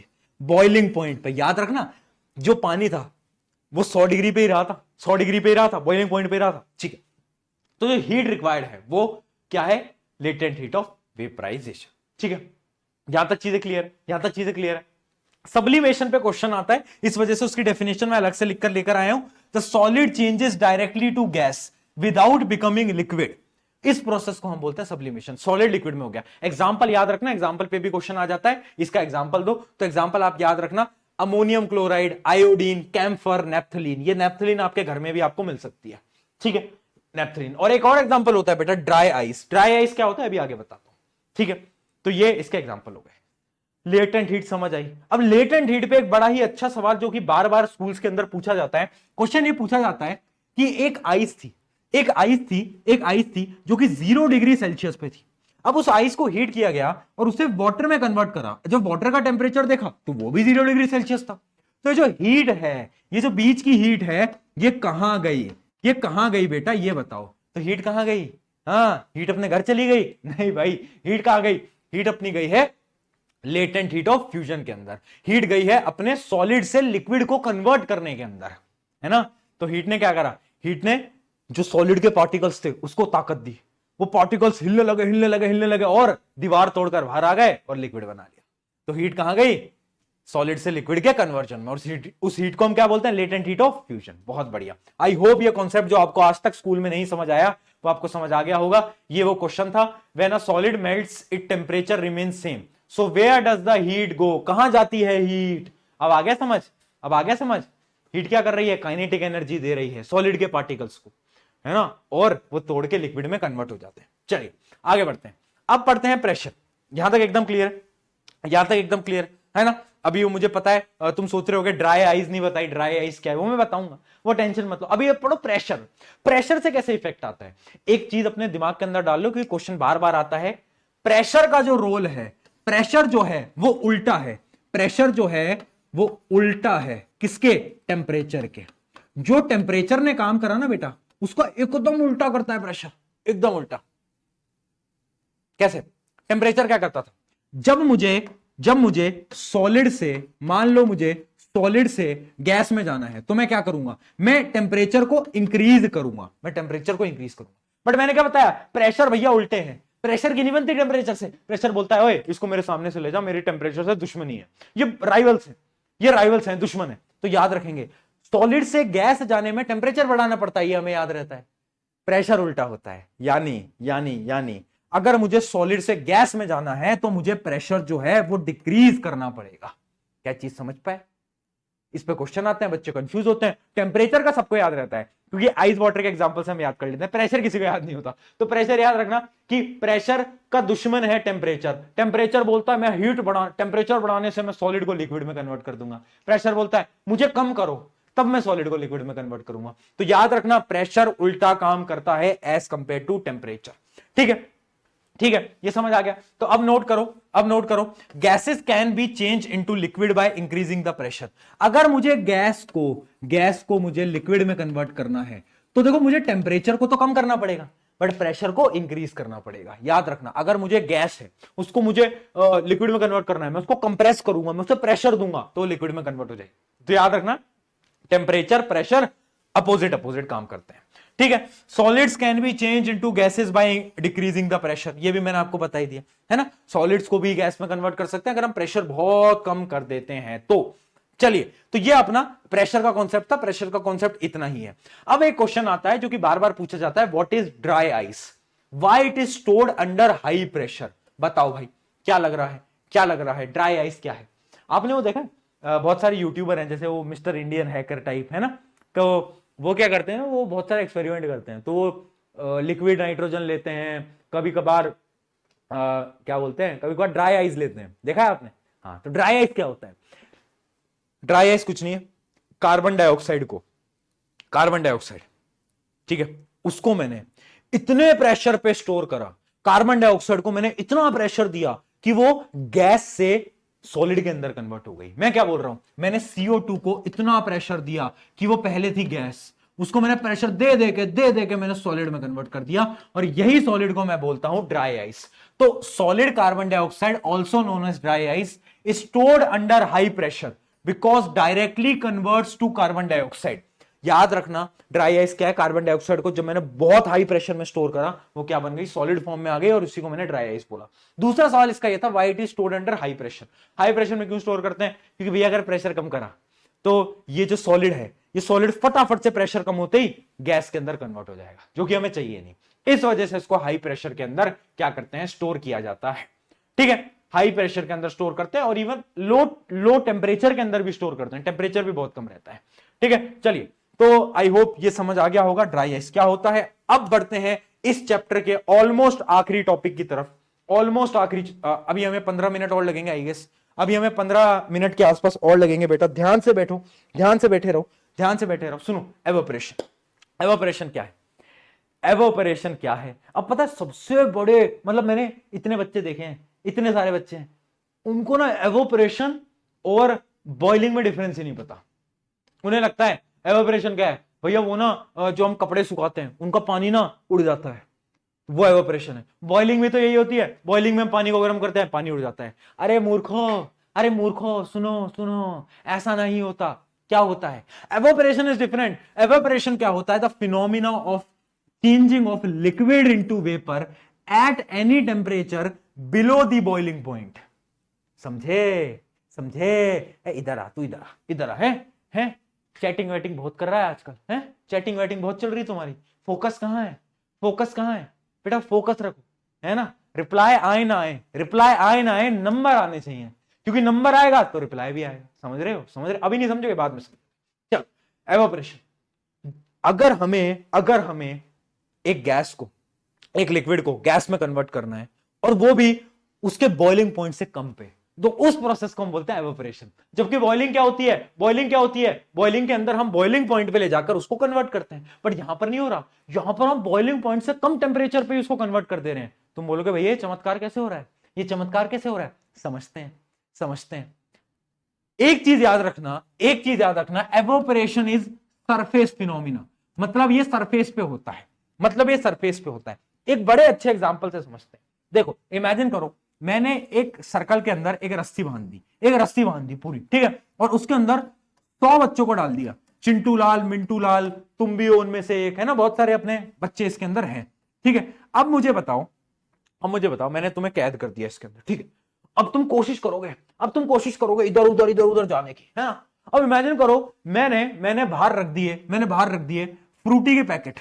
अब भैया फ्रूटी सबको भी नहीं है, गर्मी में खड़ा कर रखा है, तो फ्रूटी को देखते तुम्हारे अंदर एनर्जी आ गई, ताकत आ गई, तुमने बोला यार फ्रूटी के लिए तो कुछ भी तो अब तुम इधर उधर भागने लगोगे, तुम्हारे अंदर एनर्जी आ गई, तुम भागने लगोगे। अब मुझे एक बात बताओ, सबसे पहले कौन इस सीमा रेखा को कौन पार करेगा? सबसे पहले कौन पार करेगा?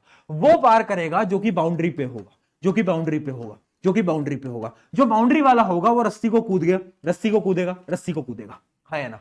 जो सरफेस पे होगा वही पार करेगा, है ना। हाँ या ना, बिल्कुल, है ना। सेम कॉन्सेप्ट है एवापोरेशन का।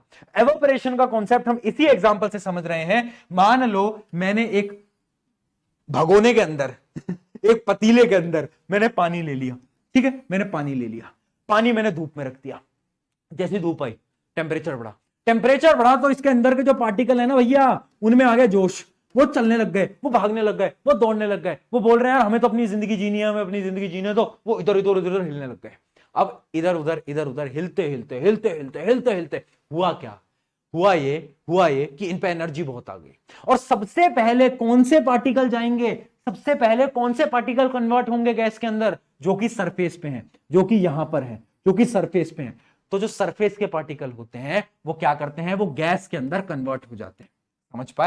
समझ पाए। तो एवेपोरेशन क्या है, सरफेस फिनोमिना है। जो पार्टिकल सरफेस पे होते हैं, क्योंकि एनर्जी आ गई बहुत ज्यादा, तो सबसे पहले कौन एस्केप करेगा, वो एस्केप करेगा जो कि सरफेस पे है। तो इसका मतलब एवेपोरेशन में जितने भी एटम्स जो कि सरफेस के होते हैं वो कन्वर्ट कर जाते हैं किसके अंदर, गैस के अंदर, गैस के अंदर। और वो भी बॉइलिंग पॉइंट से कम टेम्परेचर के अंदर। बॉइलिंग के अंदर तो हम इस पूरे लिक्विड को गैस में बदलते हैं, बट यहां पर हम सिर्फ और सिर्फ सरफेस वालों को किस में बदलते हैं। ठीक है, क्लियर, चलो बहुत बढ़िया बहुत बढ़िया बहुत बढ़िया, है ना। तो आई होप ये समझ गए होगे एवेपोरेशन होता कैसे है, होता कैसे। तो during evaporation liquid particles gain energy from the surrounding in order to overcome the force of क्या, अट्रैक्शन। फोर्स ऑफ अट्रैक्शन को ओवरकम करने के लिए सरफेस पार्टिकल पे एनर्जी आती है, वो चले जाते हैं, वो कहते हैं अलविदा अलविदा साथियों, हम तो चले, तुम भी आ जाना। ठीक है, चलो ये कॉन्सेप्ट एकदम क्लियर है ना। अब देखते हैं फैक्टर्स इफेक्टिंग एवेपोरेशन। कौन कौन से फैक्टर एवेपोरेशन को इफेक्ट करेंगे। सबसे पहला फैक्टर है टेम्परेचर। भैया अगर मेरा टेम्परेचर इंक्रीज होगा, एक बात बता, टेम्परेचर इंक्रीज हुआ, काइनेटिक एनर्जी इंक्रीज हुई, काइनेटिक एनर्जी इंक्रीज हुई तो भैया एवेपोरेशन भी इंक्रीज। हाँ, अरे अरे आ रहा है भेजे में, आ रहा है, बहुत बढ़िया। अगली प्रॉपर्टी सरफेस एरिया। अगर मेरा सरफेस एरिया ही बढ़ गया, देखिए एग्जांपल देता हूं। आपकी मम्मी बोलती होंगी कि तुमने मानो मेरी वो टी शर्ट कहां गई, हाँ ये रही मेरी टी शर्ट, ये रही मेरी टी शर्ट, ठीक है, ये मान लो टी शर्ट है ना। मान लो मैं वो कपड़े सुखाने वाली डोरी, ठीक है। तो अब मान लो तुम आए, तुमने कपड़े वपड़े धोए और तुमने ऐसे डोरी के ऊपर ऐसे सुखा दी, ऐसे सुखा दी, ठीक है, ऐसे सुखा।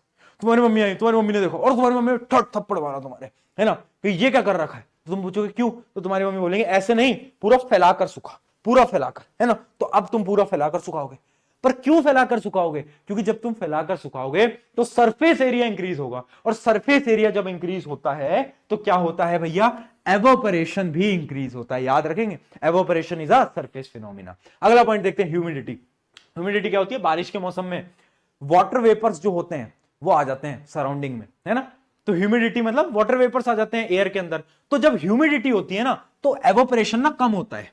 ह्यूमिडिटी इंक्रीज होते ही एवोपरेशन कम होता है, क्योंकि ऑलरेडी देखो ना यार, इतने सारे पानी के मॉलिक्यूल्स हैं, पानी के एटम्स हैं इधर उधर। अब अगर हमारे भी इसको गैस में कन्वर्ट होना है तो बहुत टाइम लगता है। तो याद रखना, ह्यूमिडिटी इंक्रीज होते ही एवोपरेशन भैया कम हो जाता है। क्या ये पॉइंट हमें समझ आ रहा है, जल्दी बताओ, फटाफट बताओ। ठीक है, अगला पॉइंट देखते हैं, विंड स्पीड। विंड स्पीड क्या है, अगर तेज हवा चल रही है, तुमने देखा है जिस दिन तेज हवा चलती है कपड़े क्या फटाफट सूखते हैं। वो अलग बात है, कुछ कपड़े उड़ जाते हैं, फिर तुम ढूंढने जाते हो अरे कहां गया, वो अलग बात है। बट विंड स्पीड जब चलती है तो क्या होता है, तो एवोपरेशन बहुत तेज होता है। तो याद रखेंगे, जब विंड स्पीड होगी तो एवोपरेशन क्या होगा, हाई होगा। क्या चारों पॉइंट क्लियर है, एग्जाम्पल के साथ बोलो फटाफट, ये चारों पॉइंट क्लियर है। चलो यहां तक क्लियर, आगे बढ़ते हैं, फटाफट से आगे बढ़ेंगे। अगला अपना कॉन्सेप्ट है cooling due to evaporation. Evaporation की वजह से कूलिंग होती है, क्या यह बात सच है। एक एग्जांपल मैं आपको देना चाहूंगा। एग्जांपल है, आपके घर में गर्मियों के अंदर मटका रखा जाता होगा, मटका या मटकी हम उसे बोलते हैं, है ना। एक मिट्टी का बना हुआ, है ना, उसमें पानी रखते हैं। वो पता नहीं उसमें क्या चमत्कार है कि उसके अंदर पानी ठंडा निकलता है। फ्रिज जितना ठंडा पानी मिलता है मटकी में, क्यों, ऐसा क्या है, उसके अंदर है बेटा साइंस। साइंस समझेंगे मटकी की मदद से। आइए भैया हमारे मटके जी को बुलाया जाए। मटका जी थोड़ा गंदा बन जाए तो भाई इतनी गंदी ड्राइंग क्यों बना रहा हूं मैं आजकल, क्या हो गया है मुझे, क्या हो गया है। चलो कोई नहीं, अब जैसा है वैसा है, जैसा भी है अपना मटका है। ठीक है, तो मान लो इस मटके के अंदर तुमने पानी भरा। अब इस मटके के अंदर होते हैं छेद। बेटा क्या होते हैं, छेद, छोटे पोर्स में होते हैं, छोटे ऐसे छेद होते हैं पूरे मटके में। ठीक है, अब जब तुम भरते हो तो उसमें से क्या होता है, पानी, हल्का सा पानी क्या होता है, इसके सरफेस पे आता है। पूरे मटके के सरफेस पे आता है। अब पानी सरफेस पे आ गया, बाहर हीट है, और जैसे ही हीट है, जैसे हीट, समझना बेटा बहुत इंपॉर्टेंट कॉन्सेप्ट है, यहां पर हीट है, यहां पर हीट है, यहां पर हीट है। अब हीट एनर्जी कहां पर जाएगी? हीट एनर्जी को दिखा पानी, पानी, तो हीट एनर्जी आ गई आसपास की सारी हीट एनर्जी क्या करेगी? आसपास की सारी हीट एनर्जी अटैक कर देगी पानी के ऊपर, पानी के ऊपर, पानी के ऊपर। और पानी क्या है? सारी हीट एनर्जी को ऑब्जॉर्ब कर लेगा और बोलेगा मैं चला, मैं चला। कैसे? वो वाटर वेपर्स की फॉर्म में हवा में उड़ जाएगा, उसका एवोपरेशन हो जाएगा। बट यहां पर आपने देखा कि एवोपरेशन तो हुआ, बट ये जो हीट थी, ये जो पूरा एरिया था हीट का, इससे क्या हुआ? इसमें क्या हुआ? इधर की जितनी भी हीट थी, इस पूरे एरिया की हीट भी चली गई। क्योंकि देखो जितनी भी हीट थी वो कहां पर लग गई? पानी को वाटर वेपर में कन्वर्ट करने में। मतलब क्या हुआ? कूलिंग हो गई, कूलिंग हो गई। वो मटके में पानी क्यों ठंडा रहता है? इसलिए ठंडा रहता है क्योंकि पोर्स में से पानी बाहर आता है, वो पानी वाटर वेपर की फॉर्म में चला जाता है, और ये वाली जो सराउंडिंग है, मटके की जो सराउंडिंग है, वो कूल हो जाती है, क्योंकि वहां की सारी heat tata bye bye good bye करके चली जाती है। समझ पाए? समझ पाए बेटा? समझ पाए? ठीक है, तो आप लिख सकते हो होता क्या है? होता क्या है? During evaporation the particles of liquid absorb energy. क्या करता है? एनर्जी को अब्सॉर्ब करता है from the surrounding to overcome interparticle forces of attraction. उसको काइनेटिक एनर्जी चाहिए, कैसे आएगी? सराउंडिंग की एनर्जी से। जब सराउंडिंग की हीट ही चली गई तो क्या हो गया? ऑटोमेटिकली क्या हो गई? कूलिंग हो गई, ऑटोमेटिकली कूलिंग हो गई। अब देखो इस वजह से आपको बोला जाता है कि ना गर्मियों के अंदर कॉटन के क्लोथ्स पहनो। बोलते हैं ना कि कॉटन के क्लोथ्स पहनो। क्यों बोलते हैं? क्योंकि कॉटन के जो क्लोथ्स होते हैं ना उनके अंदर पोर्स होते हैं। तो अगर आपके पसीने आ रहे हैं, आप स्वेट कर रहे हो, तो वो कॉटन के क्लोथ से वो जो स्वेट है वो थोड़ा सा बाहर आएगा और क्या होगा? एवोपरेशन हो जाएगा। एवोपरेशन होते ही कूलिंग हो जाएगी। तो ठंडा ठंडा कूल कूल, है ना, ठंडा ठंडा। इस वजह से बोलते हैं कि हमें कॉटन क्लोथ्स पहनने चाहिए। ठीक है, आई होप ये क्लियर हो गया होगा, है ना। और जो मटका होता है बेटा उसको इंग्लिश में बोलते हैं अर्थनवेयर। तो कंफ्यूज मत हो जाना, कभी भी अगर बोले अर्थनवेयर कंटेनर, ये क्या नई चीज है? कुछ नहीं होती, मटका ही होता है। तो बहुत बार क्वेश्चन आया है कि अर्थनवेयर जो होता है वो कैसे काम करता है, कूल कैसे करता है पानी को, कैसे करता है? एवोपरेशन के कॉन्सेप्ट पे है, एवोपरेशन का कॉन्सेप्ट पे वो काम करता है। ठीक है बेटा, ठीक है। चलिए चलिए आगे बढ़ते हैं, आगे बढ़ते हैं। अब कुछ सवाल देखो, कुछ सवाल देखो। ये तो मैंने आपको बता ही दिया, why should we wear cotton clothes in the summer, ये तो मैंने आपको बता दिया। अच्छा, क्लोथ से ना एक बड़ा मूवमेंट मुझे याद आया, मुझे बताना आपके साथ भी होता है कैसा।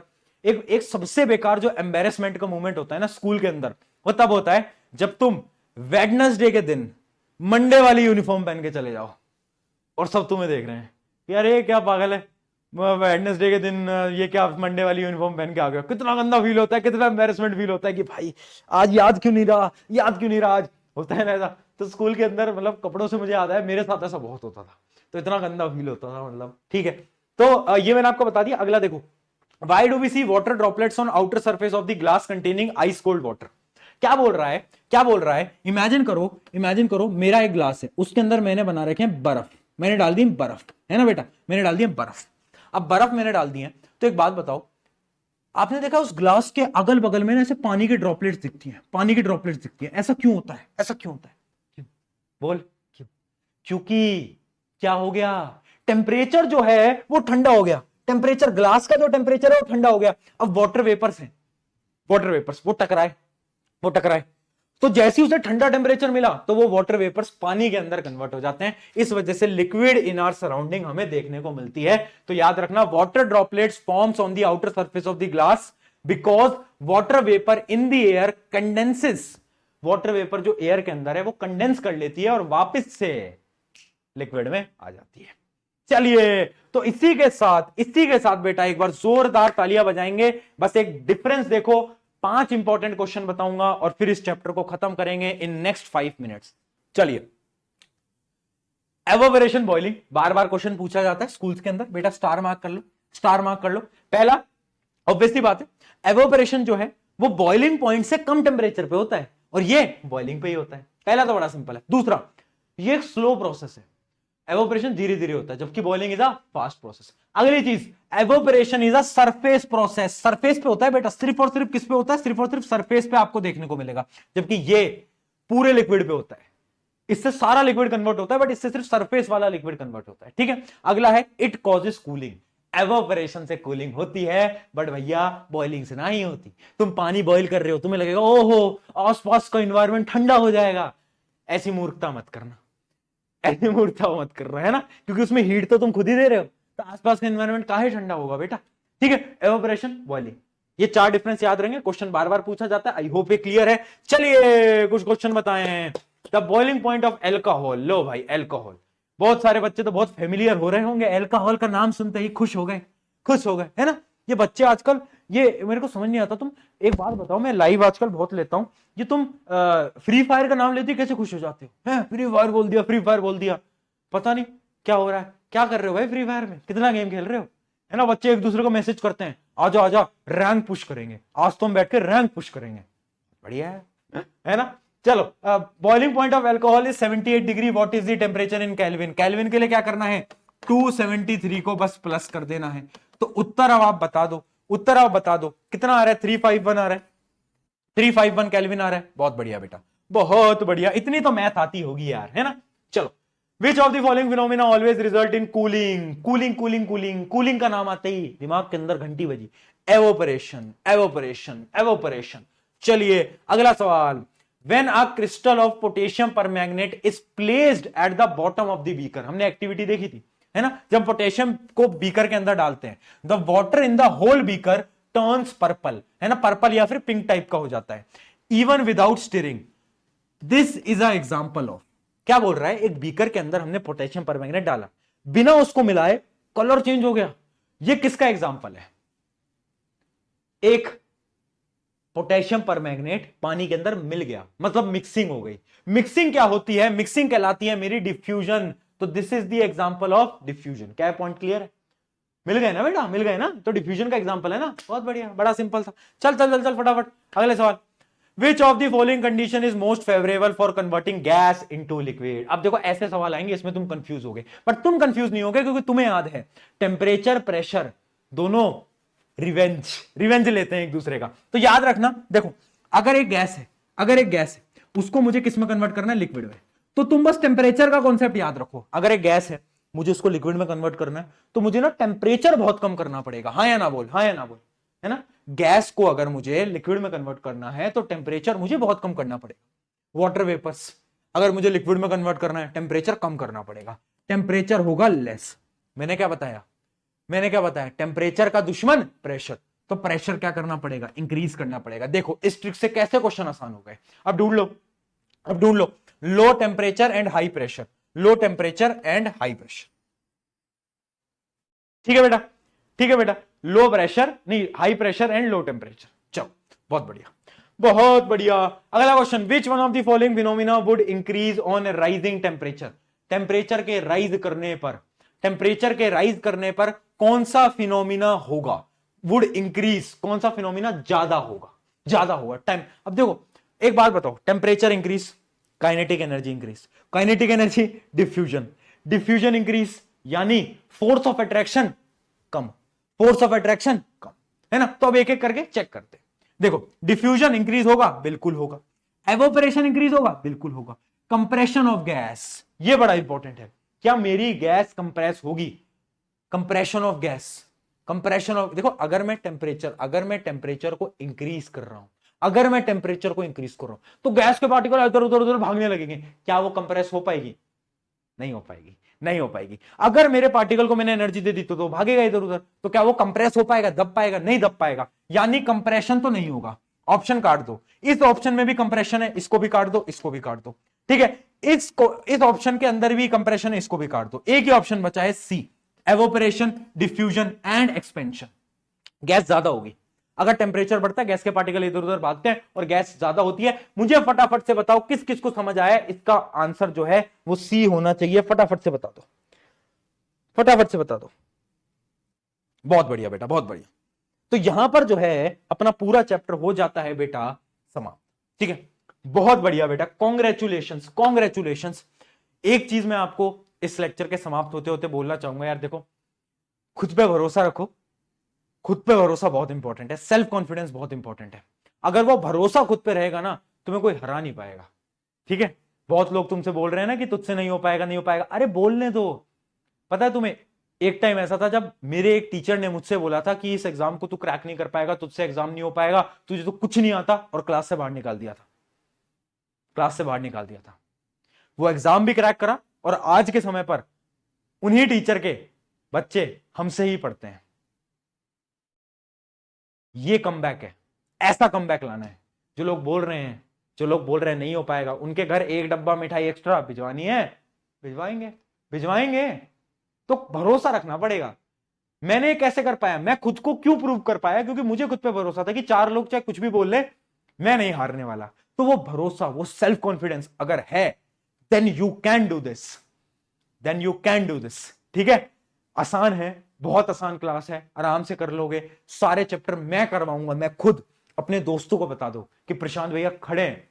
और वो लाइन ना तुम्हारे सीनियर बोलते हैं, तुम भी बोलो, Y to fear when Prashant भैया इज हियर। तुम्हारा हर एक सीनियर बोलता है कि प्रशांत भैया आप हो ना, देख लेंगे। अब 9th क्लास भी बोलेगी कि यार प्रशांत भैया आप हो, देख लेंगे। और जब मैं हूं तो मैं देख लूंगा। और जब मैं बोलता हूं ना कि ये सवाल पेपर में आएगा, मतलब वो आएगा, मैं डंके की चोट पे बोलता हूं।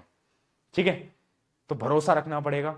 जितना मैं बता रहा हूं उतना करना पड़ेगा। पूरी एनसीईआरटी इस लेक्चर के अंदर कवर कराइए। क्वेश्चंस उठाकर देखना, सारे क्वेश्चंस बनेंगे। ठीक है, सारे क्वेश्चंस बनेंगे। और याद रखो, याद रखो, याद रखो, मैटर से आपको कुछ चीजें सीखने को मिलेंगी लास्ट में। सॉलिड से आप ये सीखो, स्टे स्ट्रांग। जैसे सॉलिड स्ट्रांग है ना, वैसे आपको भी जिंदगी में स्ट्रांग बनना है। लिक्विड से आप समझो अडेप्ट।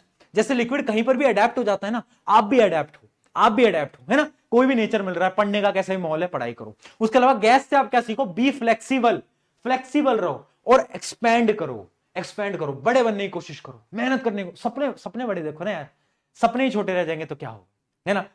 चलिए, आपको लेक्चर कैसा लगा, इंस्टाग्राम की आईडी में डिस्क्रिप्शन में दूंगा, उसमें अपना फीडबैक जरूर देना, ताकि हम और अच्छे लेक्चर्स आपके लिए मैं बना पाऊं। अगला लेक्चर कौन सा चाहिए कमेंट में जरूर बताना। Take care, love you all. याद रखेंगे कि 9 की जिम्मेदारी अब हमारी। Take care, bye.